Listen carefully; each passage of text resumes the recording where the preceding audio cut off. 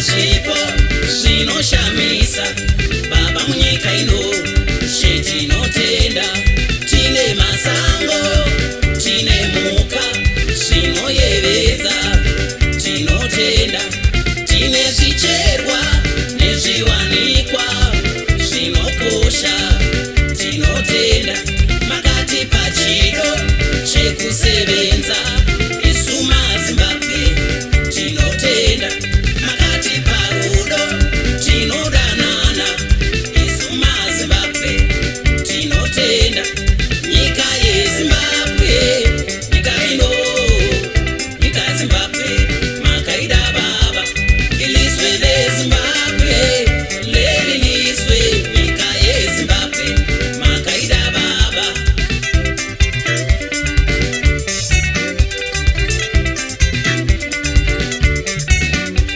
tiri vana venyu ishe baba mutirangarire singavantwa vako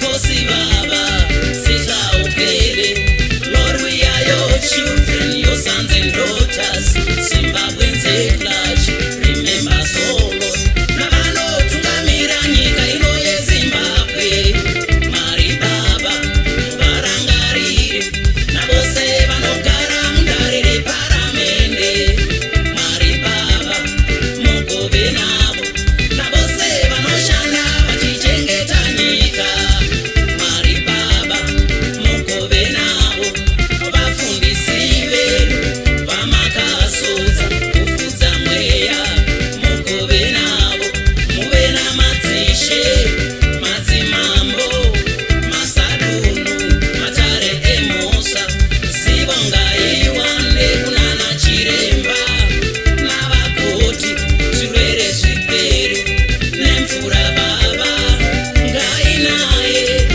mukanesu tiwane upenyu navose vanofuma kunoshandira nyika Mwari baba muvarangarire nyika yeZimbabwe leliliswe nyika Zimbabwe muirangarire